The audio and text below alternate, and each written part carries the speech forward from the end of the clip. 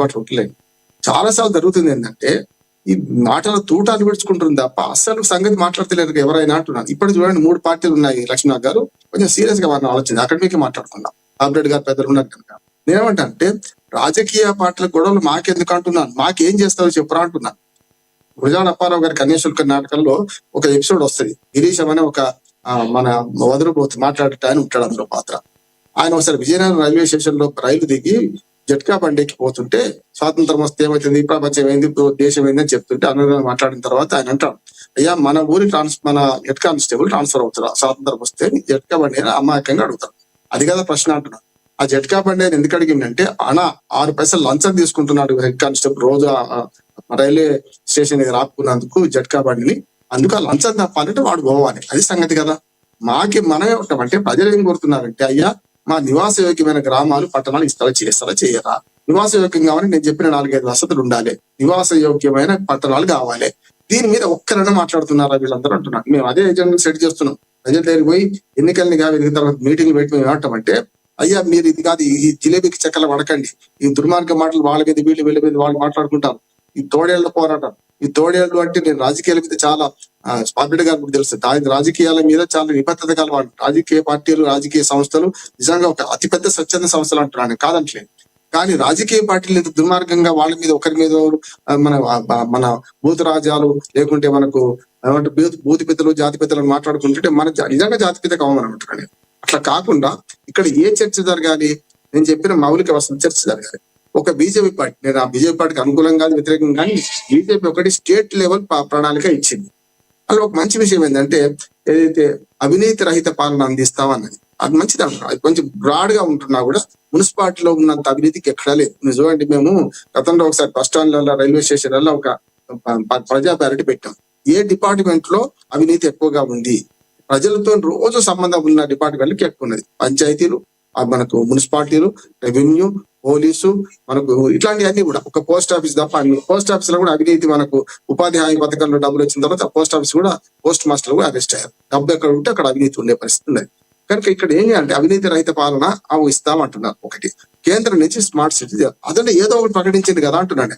ఇప్పటికీ Congress party manifesto లేదు, BRS party manifesto లేదు.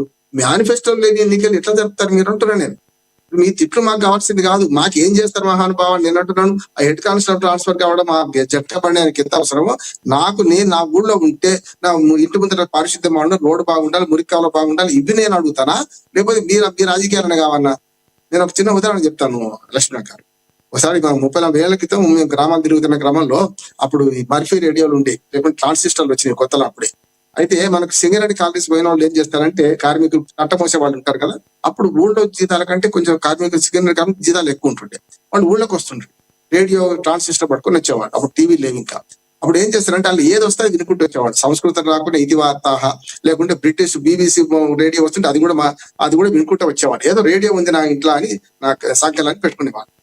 ఒక చావిడి కాడ, నేను ప్రాక్టికల్ చెప్తున్నాను, ఒక చావిడి కాడ 10 మంది కూర్చుంటే ద అమెరికన్ కాంగ్రెస్ అని ఒక వార్త వస్తుంది బీబీసీలో.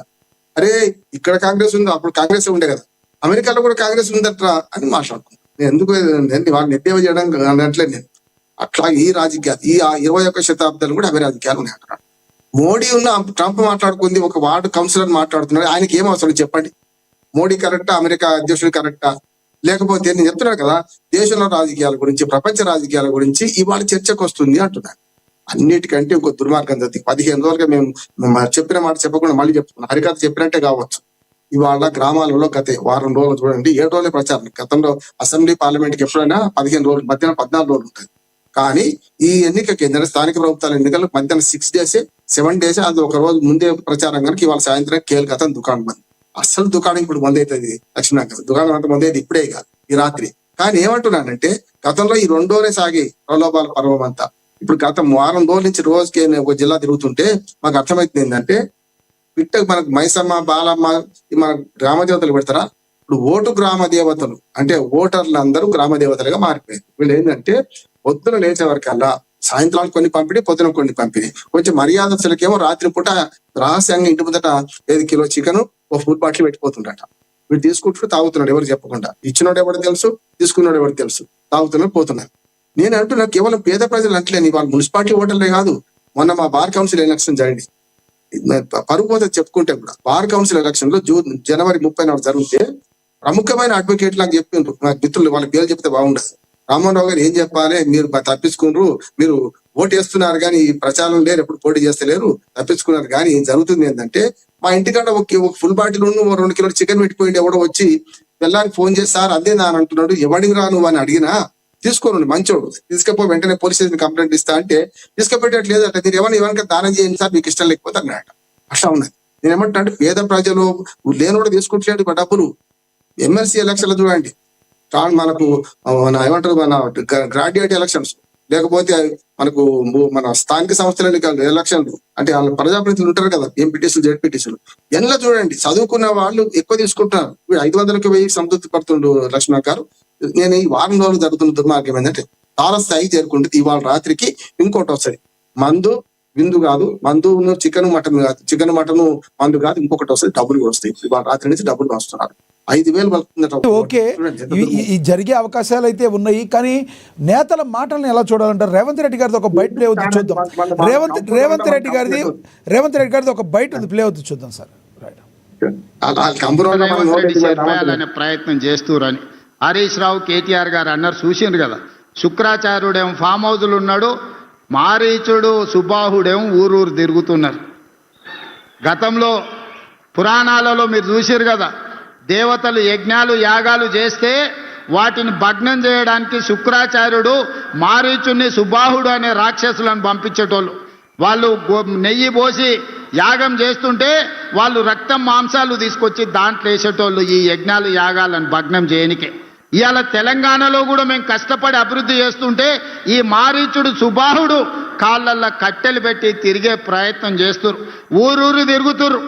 మా తెలంగాణ జాతి పితకు చంద్రశేఖరరావు గారికి టెలిఫోన్ ట్యాపింగ్లో నోటీస్ ఇచ్చిరని నేను ఒక్క మాట అడగదలుచుకున్నా. ఎవరిని వదిలినరా మీరు?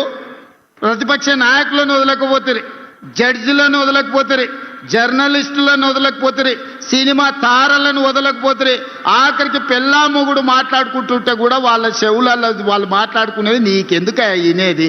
ఏమన్నా పొయ్యకాల ఏం రోగం అది? పెళ్ళా మొగుని కూడా మాట్లాడుకోనియరా? ఇంత చిల్లర పని చేసినప్పుడు నోటీస్ ఇవ్వకపోతే ఏం చేస్తారయ్యా? అసలు బేడీలేసి ఈడ్స్కి రావాలి. ఇంకా మన పోలీసు వాళ్ళు మంచోళ్ళు కాబట్టి నోటీస్ ఇచ్చి రమ్మంటే లేదు లేదు నేను ఫామ్. రేవంత్ గారి వర్షన్ ఇది, ఏమంటారు? నేను నోరు పెట్టదలుచుకొని మాట అంటున్నాను, దుర్మార్గం కాదు. ఇవాళ తోడేళ్ల పోరాటంలో మనం మేకల మందరము, ఇంక్లూడింగ్ శివలాల్ గారు, డాక్టర్ గారితో సహా, పార్టీలతో సహా అంటున్నాడు. వాళ్ళకి ఏమరిగిందో వాళ్ళకి తెలుసు కదా. ఇప్పుడు ఏంటంటే రాజకీయాల పట్ల చాలా గౌరవం ఉంది, నాకు వాళ్ళ వ్యతిరేకత లేదు. కానీ తోడేళ్ల పోరాటం ఎవరి ఈ మేకల మందరం ఎవరు తిన్నామని అంటున్నా నేను. మీ కంపెనీ వాళ్ళు మీరు పెట్టుకుని ఓటు మనం విమర్శలు చేసుకుంటుంటే మేము వినుకుంటా కూర్చోమని అంటున్నాం. అని మీరు మున్సిపాలిటీ ఏం చేస్తారంటే చెప్పకుండా ఏది బట్టి మాట్లాడుతుంటే, సందర్భం సమస్య లేకుండా మాట్లాడుతుంటే ఏం మాట్లాడతామంటున్నా అంటున్నా నేను. మీ సందర్భం లేని మాట్లాడుతుండ్రు. అది ఫోన్ టాపిక్ కేసులో చూసుకోండి, ఆయన కరెక్టా మీరు కరెక్టా, అట్లాగే ఇంకో కేసులో చూసుకోండి. కానీ ఇక్కడ మున్సిపాలిటీలో ఏం చేస్తామంటే ఆడలేక మధ్యలో ఓడట్టాలి. పరిశ్రమైన మాటలు ఎందుకు వస్తాయి సార్? సరుకు లేకపోతే మాటలు వస్తాయి. అది రేవంత్ రెడ్డి ఒక్కనే అంటలేదు నేను. కంటే గనుడు అచ్చంట మళ్ళా నాను మనకు తెలంగాణలో బట్టే బాజు అని మాట ఉన్నది. బట్టే బాజుకు డబుల్ బట్టే బాజు కావాలి. ఈ మాట అంటున్నాను నేను. గౌరవం ఉంది వాళ్ళ రాజకీయ నాయకుల మీద. బట్టే బాజు రాజకీయ నాయకులు ఏమైనా ముందుకు వస్తున్నారు, నిజమైన కార్యకర్తలు వెనక్కిపోతున్నారు. ఇంకొక కోణం కూడా చెప్తాను నేను. గ్రామాలలో పట్టాలు తిరుగుతుంటే నిజంగా జెండా మోసిన వాళ్ళకు టికెట్ 50% కూడా దక్కలే. లక్ష్మణ గారు, నిజంగా జెండా మోసిన వాళ్ళకి 50% దక్కలేదు. చాలా మందికి డబ్బులు ఉన్నాయా? సామాజిక కులం, గతంలో కులపు డబ్బు 2 చేసేది కదా, ఇప్పుడు కులం లేదు. ఎందుకంటే అన్ని రిజర్వేషన్లు ఉన్నాయి కదా, ఎవరికి ఎంతో ఆ కులం వస్తలే చేస్తున్నారు. అక్కడ కులం ప్రసక్తి లేదు. ఇక ఆ కులంలో కూడా మన కార్యకర్త కూడా ఎంత డబ్బు ఉన్నది, ఎంత ఖర్చు పెడతాడు, ఏం చేస్తాడు, ఇదే కదా. వార్డు మెంబర్ కి 50 లక్షల రూపాయలు ఖర్చు అయితే సార్. కౌన్సిలర్, నేను ఆలోచనతో చెప్తున్నాను, కోపంతో చెప్తున్నాను లక్ష్మణ గారు, 50 లక్షల రూపాయలు ఖర్చు పెడుతున్నారండి. 3500 ఓట్లు. నేను ఊళ్ళ పేరు చెప్పండి అంతటా. ఇప్పుడు సో మొత్తానికి ఏ ఎన్నికలైనా కూడా ఈ పంచాయతీ కావచ్చు, మున్సిపల్ కావచ్చు, ఏవైనా కాస్ట్లీ అయిపోయినాయి అంటారు మీరు. ఎస్, రామ్మోహన్ గారు మళ్ళీ మాట్లాడతాం మీతో. మనతోటి బీఆర్ఎస్ నేత రామ్మోహన్ గారు జాయిన్ అయ్యారు, ఆయనతో మాట్లాడదాం. రామ్మోహన్ గారు నమస్తే అండి. నమస్తే అండి, పెద్దలందరికీ నమస్తే. రామ్మోహన్ గారు, ఇప్పుడైతే ఈ రోజుతో అయితే ఎన్నికల ప్రచారానికి అయితే తెరపడింది. కానీ